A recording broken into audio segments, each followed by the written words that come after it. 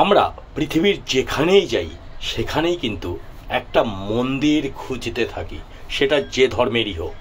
আজ আমি ভারতবর্ষের থেকে অনেক দূরে এমন একটি দেশের মন্দিরে এসেছি। মন্দিরটির নাম হলো চিংআন টেম্পল।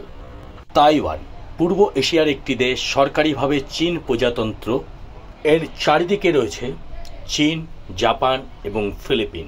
তাহলে চলো আজ তোমাদের ঘুরে দেখাবো তাইওয়ানের সবচেয়ে সুন্দর এবং চিত্তাকর্ষক একটি মন্দির। এই চিংআন বা কিংআন টেম্পলের আরেকটি নাম হলো মাৎসু মন্দির বা মাৎসু টেম্পল।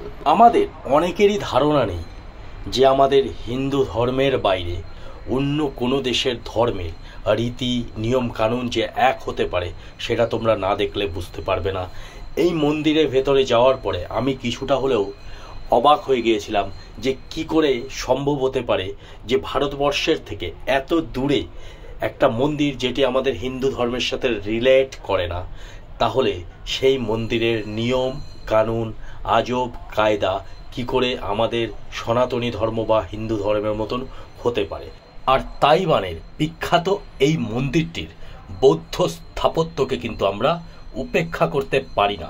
তাহলে চলো দেখিনি এই তাইওয়ানের কিলুং শহরের এই মাৎসু মন্দিরের সাথে আমাদের মন্দিরগুলোর কি কি মিল রয়েছে আর কি কি অমিল রয়েছে।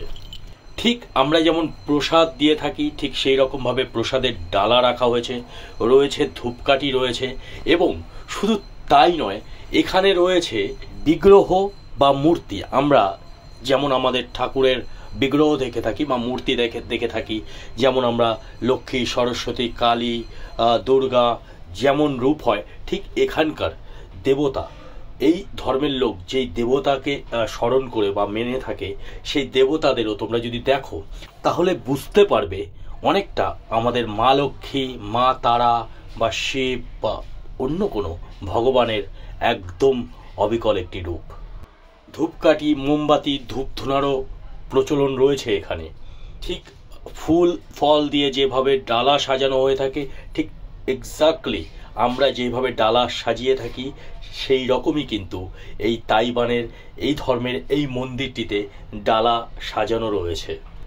কোথাও দাঁড়িয়ে আমার এতটুকুও মনে হয়নি যে আমি একটা ভিন্ন ধর্মের একটি মন্দিরে বা টেম্পলে দাঁড়িয়ে রয়েছি। তোমরা যদি এই মন্দিরটির ভিডিও দেখতে দেখতে চোখটা বন্ধ করো তাহলে দেখতে পারবে যেন মনে হবে যে আমরা আমাদের কোনো একটি কালীঘাটের মন্দির বা দক্ষিণেশ্বরের মন্দির বা কোনো একটি লোকনাথ মন্দির বা মা দুর্গার মন্দিরে ভেতরে রয়েছি। প্রদীপ জ্বলছে, ধূপকাঠি জ্বলছে, মোমবাতি জ্বলছে, এবং আমরা যেইভাবে প্রণাম করে থাকি ঠিক এই দেশের এই ধর্মাবলম্বী লোকরাও কিন্তু একই রকমভাবে প্রণাম করে থাকে। কিছুটা অমিল রয়েছে, সেটা তোমাদের দেখাবো। এখন যেই বিগ্রহটি আমরা দেখতে পাবো সেই বিগ্রহটি কিন্তু মিলিয়ে দেখো 8টি হাত রয়েছে। পুরো আমাদের দুর্গা বলো, মা সন্তোষী বলো বা কালী মা বলো, তাদেরই কিন্তু অবতার বা একটি রূপ বলতে পারো। চারিদিকে সুন্দর একটা অ্যাম্বিয়েন্সের সাথে এমন মন্দির, আর কতগুলো বিগ্রহ রয়েছে একটা মন্দিরে। সবাই বলে শুধু হিন্দু মন্দিরেই নাকি বিগ্রহ থাকে। তাহলে এই সুদূর চীনের পাশে একটি ছোট্ট দেশ যার নাম হলো তাইওয়ান, সেই দেশেও কিন্তু অনেকটা একই আদব কায়দায় ভগবানের পুজো করা হয়। শুধু তাইওয়ান নয়, আমি যখন ইন্দোনেশিয়াতে গিয়েছিলাম সেখানেও বালি শহরে এই রকম কিছু টেম্পল আমি দেখেছিলাম, এবং মালয়েশিয়াতেও এই রকমের টেম্পল দেখতে পাওয়া যায়। পূর্ব এশিয়াতে কিন্তু টেম্পল বা মন্দিরের বা পুজো পাঠের প্রচলন রয়েছে।